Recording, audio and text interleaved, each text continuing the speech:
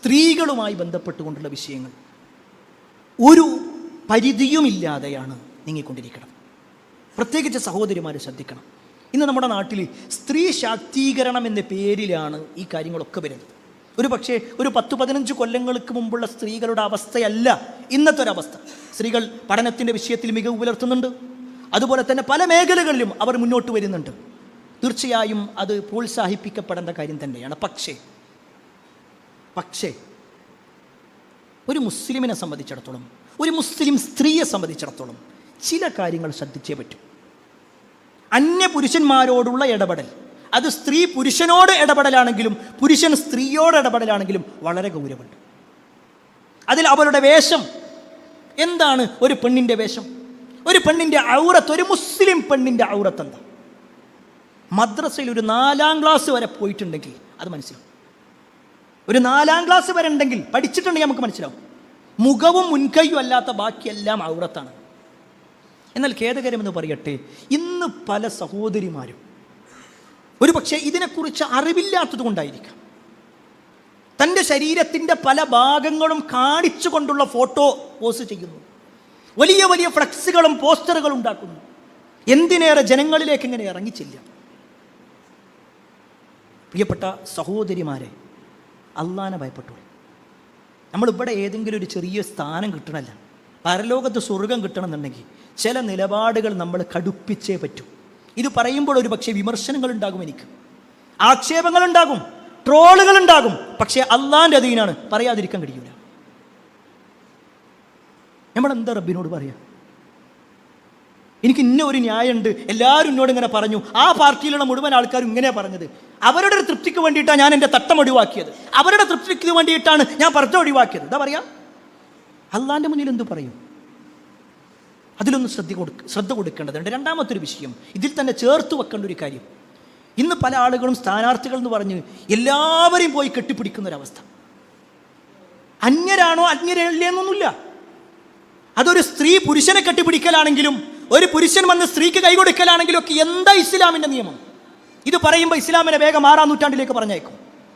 എന്താ നമ്മുടെ കഴിഞ്ഞ ആഴ്ചകളിൽ നമ്മൾ കണ്ടത്? പല സ്ഥലങ്ങളിലും പീഡനങ്ങളിലേക്ക് പോയില്ലേ? എങ്കിൽ 1400 വർഷങ്ങൾക്ക് മുമ്പ് ഇന്ന് വിമർശകന്മാരായ ആളുകൾ പറയുന്ന 6ാം നൂറ്റാണ്ടിന്റെ ആ നിയമം അത് പാലിച്ചിരുന്നെങ്കിൽ ഈ പീഡനങ്ങളിലേക്ക് പോകൂല, പ്രശ്നങ്ങളിലേക്ക് പോകൂല. അവിടെ ഇസ്ലാം പറഞ്ഞൊരു നിയമമുണ്ട്, ആ നിയമത്തിൽ നിൽക്കണം. എത്രത്തോളം എന്നാൽ നബി സല്ലല്ലാഹു അലൈഹി വസല്ലം പറയാണ്,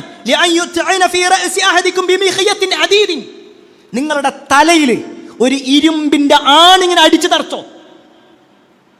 എത്രത്തോളം എന്നാൽ